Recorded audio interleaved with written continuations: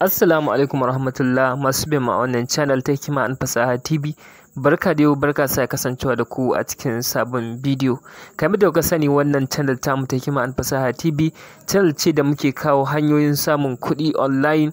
Wani lokacin muna kawo hanyoyin da zaka samu kuɗi for free, wani lokacin muna kawo waɗanda sai ka investment, amma babban muradi shine mu ƙirƙiri hanyar online business wanda zaka samu kuɗi online a kowane lokaci, ba wai kamar platform ba wanda za ka yi investment nan da sati 2 su wuce, kun da sati 3 su wuce su.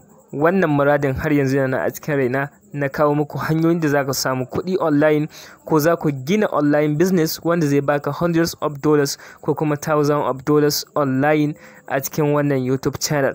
Alhamdulillah, channel ɗinmu ta girma sosai, ko in ce tana kan girma, saboda a koyaushe kuna ba mu cooperation, muna samun subscribers, sa'annan muna samun likes akan bidiyon mu, wanda suke ƙara mana ƙwarin gwiwar kawo muku bidiyoyi na samun kuɗi online. Saboda haka wannan ya faru ne kasancewar duka haɗin kan da kuke ba mu masu biyan mu akan wannan channel. Ina godiya sosai, ina godiya da haɗin kanku da kuma bibiyar mu da kuke yi akan wannan channel. Bayan haka, a 'yan kwanakin nan wannan babbar channel tamu ta Hikima&fasahatv TV tana fuskantar matsaloli, kasancewar wani kamfani daga United States ya yi reporting na wannan YouTube din ga YouTube channel.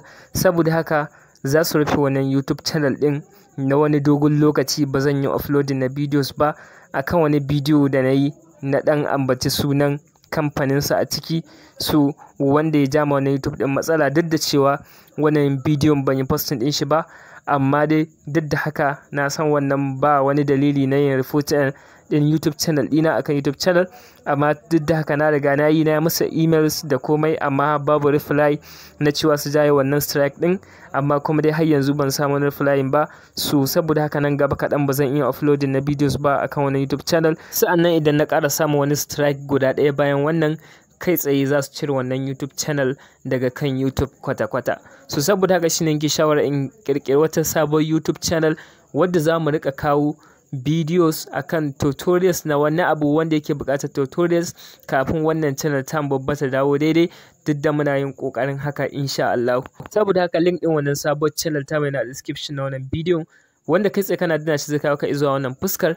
Idan ka duba za ka ga ainihin sunan channel din Hikima Online Tricks. So abin da za ka yi shine za ka yi mana subscribing a wannan channel, sai ka danna akan subscribe, sai ka danna alamar ƙararrawa ka zaɓi all domin samun update ko kuma notification idan mun ɗora bidiyo akan wannan YouTube channel din. Link ɗin ce da description na wannan bidiyon. Na gode sosai da haɗin kan da kuke bamu akan wannan YouTube channel. Assalamu alaikum.